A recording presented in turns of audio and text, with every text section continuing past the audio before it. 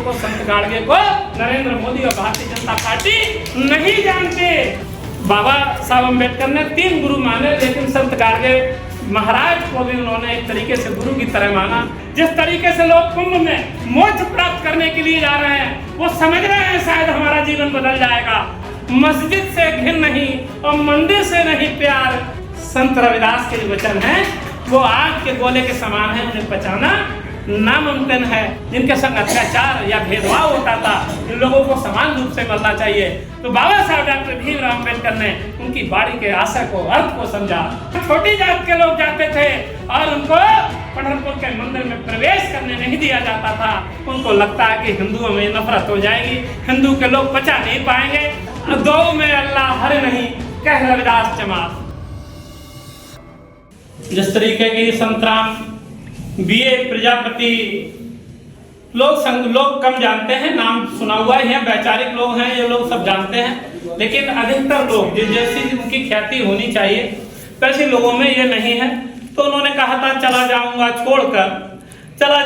छोड़कर जब इस आशियाने को, चला जाऊंगा जब छोड़कर इस आशियाने को, वफाएं तब यादें आएंगी मेरी इस जमाने को।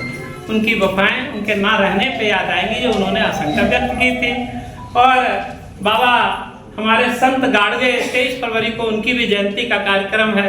तो मैंने एक लाइन उन पे बनाई थी कि ना, क्योंकि वो अनपढ़ थे, शिक्षित नहीं थे, लेकिन शिक्षा का बहुत बड़ा दर्शन देके गए कि न पाई थी शिक्षा और दे गए बहुजनों को दीक्षा। न पाई थी शिक्षा, दे गए बहुजनों को दीक्षा। पढ़ाओ बेच कर बर्तन, पाई जैसे अम्बेडकर ने शिक्षा। वो कहते थे जिस तरीके से अम्बेडकर ने पढ़ लिख कर महान बने हैं, अपने बच्चों को पढ़ाना चाहे हाथ के बर्तन बेचने पड़े, और बाबा साहब डॉक्टर भीमराव अम्बेडकर की तरह ज्ञानवान अपने बच्चों को पढ़ाना। जिस तरीके का सांप्रदायिक माहौल है, संत रविदास को याद करते हुए कि मुसलमान से दोस्ती, हिंदू हमसे कर प्रीत, रविदास ज्योति समहर की, सब हैं अपने मीत। सभी यहाँ पर बैठे हुए लोगों को यह मैसेज, एक संदेश क्रांतिकारी है संत रविदास का। और संत रविदास की जयंती मनाने का मतलब होता है कि आज ऐसे लोग संत रविदास की भी जयंती मना रहे हैं, जबकि वो संत रविदास के विचारों से कहीं भी आसपास भी दिखाई नहीं देते। और बल्कि उन लोगों ने पूजा का एक तरीके से जैसे कि माला डाल दी, उनके गले में तिलक लगा दिया। तो मैं कहता हूं कि उनकी जो माला है गले में, बल्कि वो माला नहीं है, वो बहुत वैचारिक व्यक्ति हैं, उनके विचारों में भाला है। तथागत गौतम बुद्ध और महावीर को लोगों ने जिस तरीके से संतोषों ने कहा है कि महावीर और तथागत गौतम बुद्ध की वाणी बड़ी मजी हुई है, बुद्ध की वाणी बहुत मजी हुई है, बल्कि उनके जो शब्द हैं उनको पचाना बड़ा मुश्किल है। और संत रविदास जो कि आध्यात्मिक संत हैं, उन्होंने वाणी काव्यात्मक रूप से कही है, लेकिन उनको सहेजना आसान है, लेकिन उसको जब आप सहेज लेते हैं तो वो आग के गोले बन जाते हैं। संत रविदास के जो वचन हैं वो आग के गोले के समान है, उन्हें पचाना नामुमकिन है। ऐसे व्यक्ति, जबकि उस समय में चरमकार समुदाय से आने वाले व्यक्ति, और आप ये देखिए कि जो ब्राह्मण समाज है वहाँ का, काशी का, वो उनको उनकी पालकी उठाता है। तो ये किसकी बात है? ये संत रविदास ऐसे व्यक्ति जो कि वो मना कर रहे हैं, वो अल्लाह ईश्वर तक को मना करते हैं। वो कहते हैं मस्जिद से घिन नहीं और मंदिर से नहीं प्यार, मस्जिद से घिन नहीं और मंदिर से नहीं प्यार, और दो में अल्लाह हर नहीं, कह रविदास चमार। उन्होंने कहा है न मस्जिद में भगवान अल्लाह है और न मंदिर में भगवान है। ऐसे व्यक्ति को बचाना और उनकी पालकी उठाना रविदास जी के लिए ये बहुत बड़े, पूरे यहाँ बैठे हुए सभी समाज के लोगों के लिए बहुत ही गर्व की बात है। इसका कारण है उनकी ज्ञान और उनकी विद्वता, क्योंकि उनको जब ललकारा गया कि ये दोनों को, ईश्वरवाद को सबको नकारते हैं, वेदों को, वर्णों को नकारते हैं, तो उन्हीं ब्राह्मणों ने उनसे शास्त्रार्थ करने का आह्वान किया। उस शास्त्रार्थ में संत रविदास जी ने उनको हराया, और इसकी वजह से वहाँ के काशी के ब्राह्मणों ने उनकी पालकी पूरे नगर में घुमाई। ये बड़ी बात है, क्योंकि तीनों में बोलना है, थोड़ा थोड़ा सा जोड़ते हुए बोलूंगा। ऐसे ही है हमारे संत गाड़गे, क्योंकि 23 फरवरी को बहुत शानदार आयोजन होता है। हमारे ताराचंद चौधरी जी, अशोक चौधरी जी बैठे हुए हैं, एक और जो जिस तरीके का आज यहाँ पर लोग बैठे हैं, ऐसे ही लोग बैठे मिलेंगे। कभी हो सकता है एक समाज के लोग संख्या ज्यादा उस समय रहती हो, लेकिन डॉक्टर अरुण हम लोग सब लोग शामिल हमेशा होते रहे। और हम लोगों ने क्या, जिस तरीके से कोई भी संत और कोई भी महापुरुष किसी भी जात में बंधा हुआ नहीं होता, वो सबके लिए होता है, सभी के लिए। उन्होंने जो भी होता है वो दार्शनिक होता है। इसीलिए हमारे लोगों ने, जब बाबा साहब अम्बेडकर ने उनको एक तरीके से गुरु की तरह बाबा संत गाड़गे को सम्मान दिया, तो हम लोगों का सबका फर्ज है कि हम लोग बाबा संत गाड़गे की जयंती को और उनके दर्शन को समझें, उन पर बात करें। जिस तरीके से बाबा साहब डॉक्टर भीमराव अम्बेडकर के सारे लोग अनुयायी हैं, और जो लोग नहीं जानते वो भी 2-4 बातें बाबा साहब डॉक्टर भीमराव अम्बेडकर पे कह सकते हैं। इसीलिए मैं कहता हूँ यहाँ पर बैठा हुआ समाज इतना जागृत हो, इतना जागरूक होना चाहिए। अपने कोई भी महापुरुष हो, चाहे संतराम बीए हो और चाहे बाबा संत गाड़गे हो, इन सब पे हम लोगों को कुछ ना कुछ जानना चाहिए। सबसे बड़ी बात तो ये तीनों जो महापुरुष जो बैठे हुए हैं, इनका बाबा साहब डॉक्टर भीमराव अम्बेडकर से संबंध है। मैं नरेंद्र मोदी की तरह नहीं कह रहा जिस तरीके से उन्होंने गुरु नानक देव सबको एक साथ चाय पे पिला दी थी। मैं उसकी बात कर रहा हूँ कि वो भले ही 650-700 साल पहले संत रविदास जन्मे हो, लेकिन उनका एक लोकतांत्रिक, जो उस समय डेमोक्रेसी नहीं थी, अंग्रेज इस देश में नहीं आए थे, लोकतंत्र लोग जानते नहीं थे, राजशाही थी, मुगलों का शासन था, तब उन्होंने डेमोक्रेसी की जो बात करी, लोकतंत्र की जो भावना प्रकट करी, जो उनका बेगमपुरा जो उनका एक दर्शन है, उन्होंने वो कल्पना की थी, वो आज के समय में मैं समझता हूँ वो लोकतांत्रिक कल्पना थी। और उनके जो भाषण है कि जैसे एक तो वही है कि ऐसा चाहूं राज में, ऐसा चाहूं राज में जहां मिला सबन को अन्न, ऐसा चाहूं राज में जहां मिला सबन को अन्न, और छोट बड़ो सब सम्मत है, रैदास रहे प्रसन्न। इसका मतलब क्या है? ये लोकतांत्रिक दोहा है। और बेगमपुरा क्या है? ये लोकतांत्रिक दर्शन है। उन्होंने उस समय कह रहे हैं छोट बड़ों का मतलब छोटी बड़ी जातियां जिनके संग अत्याचार या भेदभाव होता था, इन लोगों को समान रूप से मिलना चाहिए।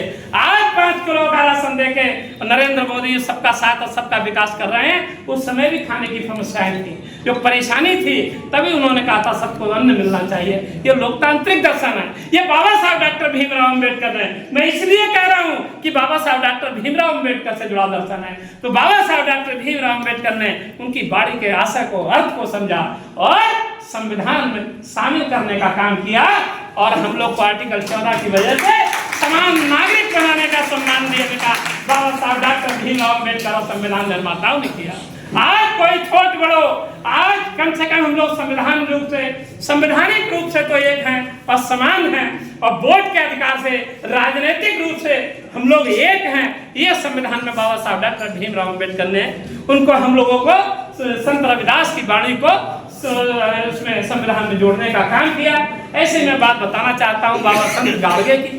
बाबा संत गाड़गे वो बिल्कुल उनको महान संतों सा, महान मैं समझता हूँ संत रविदास या इस तरीके के जो लोग भी थे, क्योंकि उन्होंने अपने जीवन में 3 गुरु माने। बाबा साहब अम्बेडकर ने 3 गुरु माने, लेकिन संत गाड़गे महाराज को भी उन्होंने एक तरीके से गुरु की तरह माना। अनपढ़ थे, अशिक्षित थे, लोगों को शिक्षा देने का काम करते थे। जिस तरीके से महात्मा गांधी ने स्वच्छता अभियान 2 अक्टूबर को महात्मा गांधी की जयंती पे चलाया, इसका मतलब यह है वो हमारे महापुरुषों को, संत गाड़गे को नरेंद्र मोदी और भारतीय जनता पार्टी नहीं जानते, जबकि स्वच्छता का आंदोलन संत गाड़गे का है। वो जिस भी गांव में जाते थे वो सफाई करते थे, वहां से लोगों से जो भी अर्थ मिलता था, जो भी धन मिलता था, उन्होंने उसके लिए शिक्षा में लगाने का काम किया। उन्होंने उसको शिक्षा में लगाने का काम किया।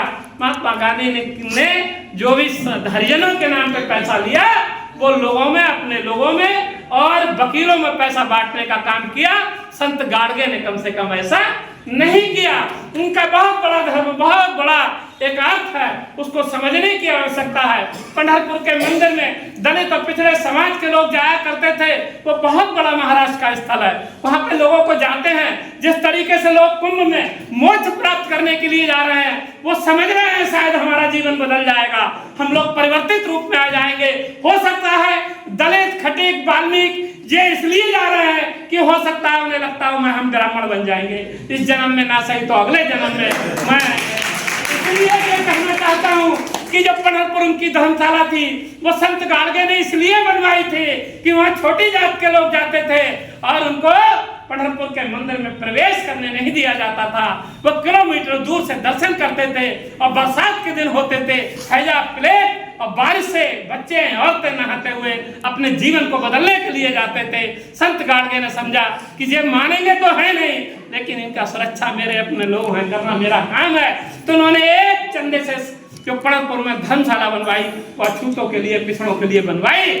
और जब बाबा साहब डॉक्टर भीमराव अंबेडकर से उनका इतने ही स्नेह था और उनकी शिक्षा की ज्योत को, उनकी शिक्षा की क्रांति को समझा, तब उन्होंने कहा ये पंढरपुर की धर्मशाला का ये केवल इसलिए ऐसे नहीं है कि यहाँ के लोग आए, यहाँ ठहरे, यहाँ पे शिक्षा की ज्योत जलनी चाहिए।